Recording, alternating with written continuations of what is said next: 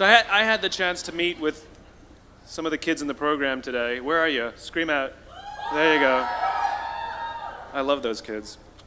And so what I thought I would do, because they gave me a little bit of time to say whatever I want, is offer you a little bit of some observations for your future.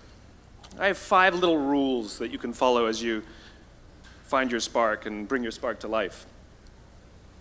The first is to go after the things that you want. Let me tell you a story. So a friend of mine and I, we went for a run in Central Park. The Roadrunners organization, on the weekends, they host races. And it's very common at the end of the race, they'll have a sponsor who will give away something, apples or bagels or something. And on this particular day, when we got to the end of the run, there were some free bagels. And they had picnic tables set up, and on one side was a group of volunteers. On the table were boxes of bagels, and on the other side was a long line of runners waiting to get their free bagel. So I said to my friend, let's get a bagel. And he looked at me and said, the line's too long. And I said, free bagel. And he said, I don't want to wait in line. And I was like, free bagel. And he says, nah, it's too long. And that's when I realized that there's 2 ways to see the world. Some people see the thing that they want, and some people see the thing that prevents them from getting the thing that they want. I could only see the bagels. He could only see the line. And so I walked up to the line. I leaned in between 2 people, put my hand in the box, and pulled out 2 bagels. And no one got mad at me. Because the rule is, you can go after whatever you want. You just cannot deny anyone else to go after whatever they want. Now, I had to sacrifice choice. I didn't get to choose which bagel I got. I got whatever I pulled out. But I didn't have to wait in line. So the point is you don't have to wait in line. You don't have to do it the way everybody else has done it. You can do it your way. You can break the rules. You just can't get in the way of somebody else getting what they want. That's rule number 1. Rule number 2. I like this one. In the 18th century, there was something that spread across Europe and eventually made its way to America called puerperal fever, also known as the Black Death of childbed. Basically what was happening is women were giving birth and they would die within 48 hours after giving birth. This Black Death of childbirth was the ravage of Europe, and it got worse and worse and worse over the course of over a century. In some hospitals, it was as high as 70% of women who gave birth who would die as a result of giving birth. But this was the Renaissance. This was the time of empirical data and science, and we had thrown away things like tradition and mysticism. These were men of science. These were doctors.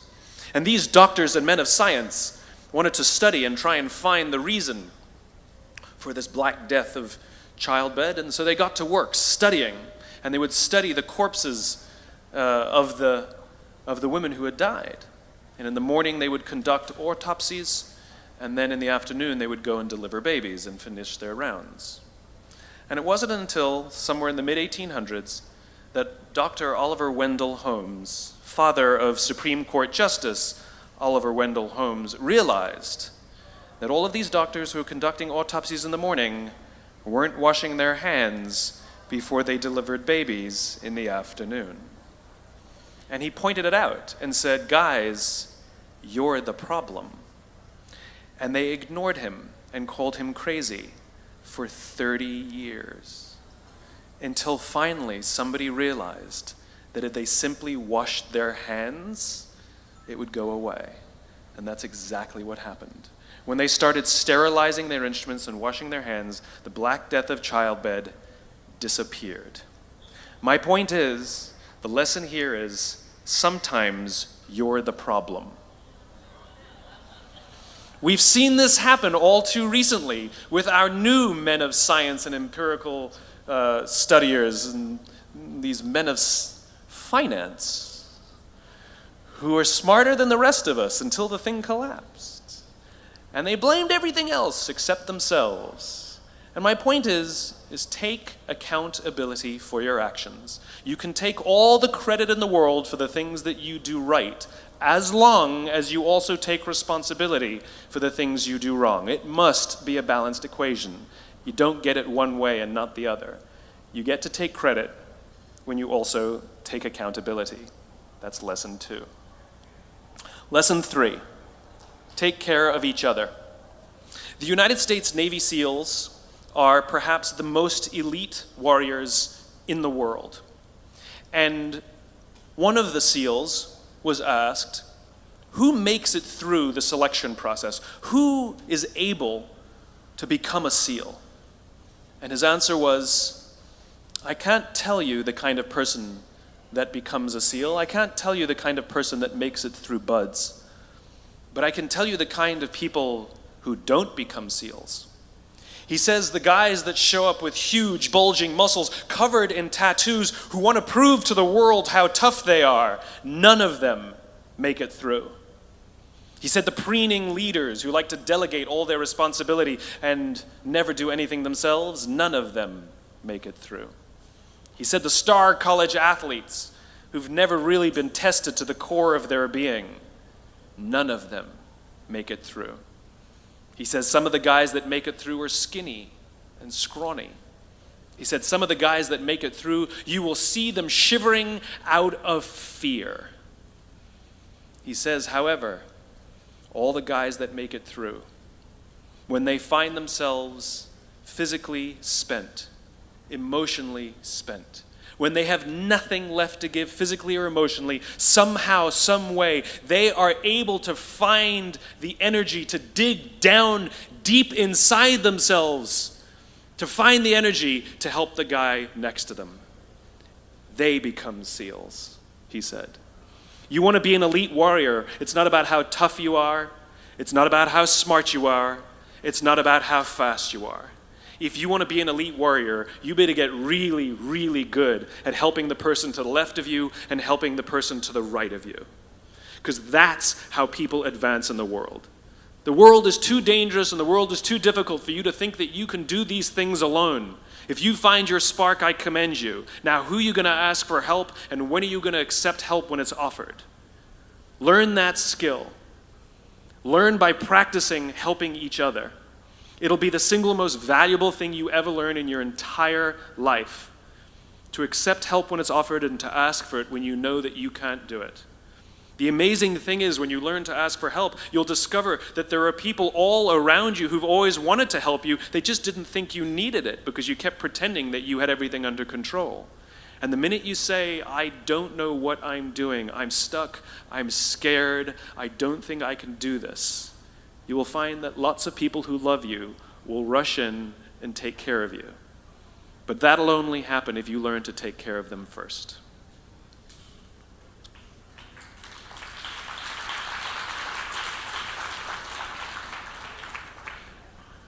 Lesson 4.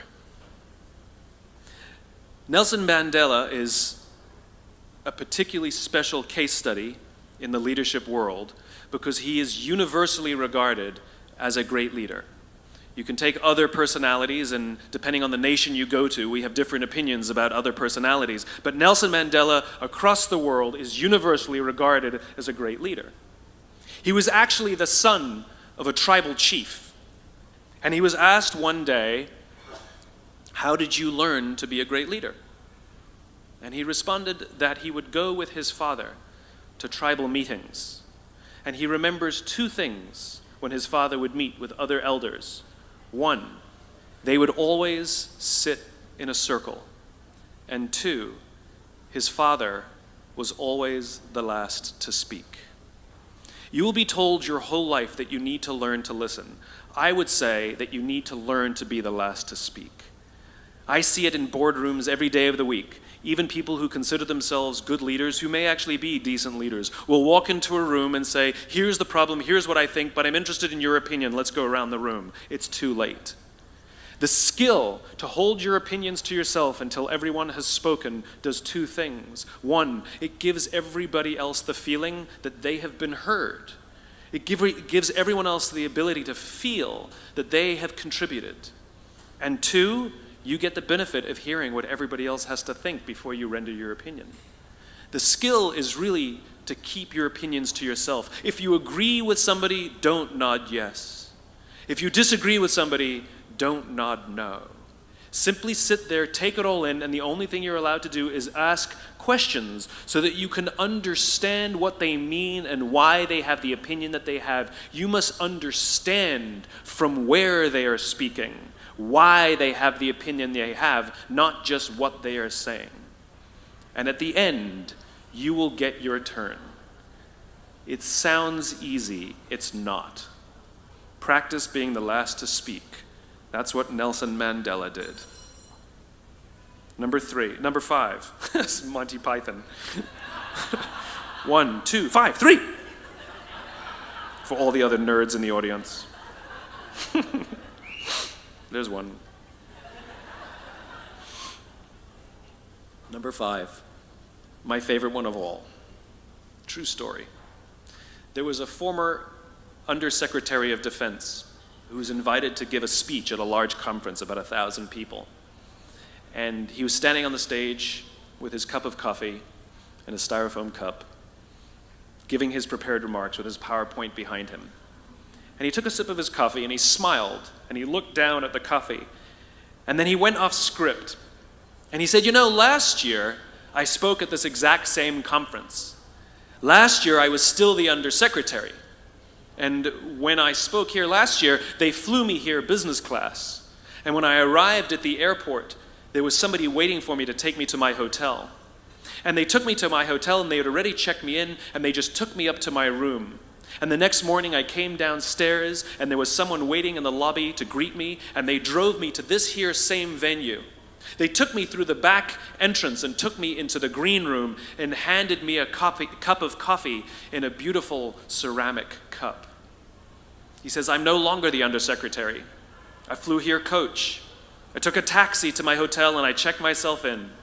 When I came down the lobby this morning, I took another taxi to this venue. I came in the front door and found my way backstage, and when I asked someone, do you have any coffee? He pointed to the coffee machine in the corner, and I poured myself a cup of coffee into this here styrofoam cup. He says the lesson is, the ceramic cup was never meant for me. It was meant for the position I held. I deserve a styrofoam cup. Remember this. As you gain fame, as you gain fortune, as you gain position and seniority, people will treat you better. They will hold doors open for you. They will get you a cup of tea and coffee without you even asking. They will call you sir and ma'am, and they will give you stuff. None of that stuff is meant for you. That stuff is meant for the position you hold. It is meant for the level that you have achieved of leader or success or whatever you want to call it. But you will always deserve a styrofoam cup. Remember that. Remember that lesson of humility and gratitude. You can accept all the free stuff. You can accept all the perks. Absolutely, you can enjoy them. But just be grateful for them and know that they're not for you. I remember getting off the Acela. I took the Acela from New York to Washington, D.C., and I got off the train like everybody else, and I was walking down the platform like everyone else, and I walked past General Norty Schwartz, who used to be the Chief of Staff of the United States Air Force, the head of the Air Force. And here I did, you see a guy in a suit schlepping his own suitcase down the platform just like me.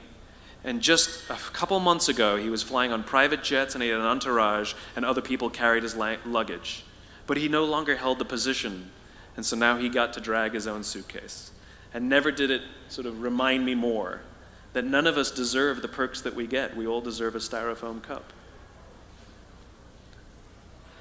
It was a pleasure meeting you guys this afternoon.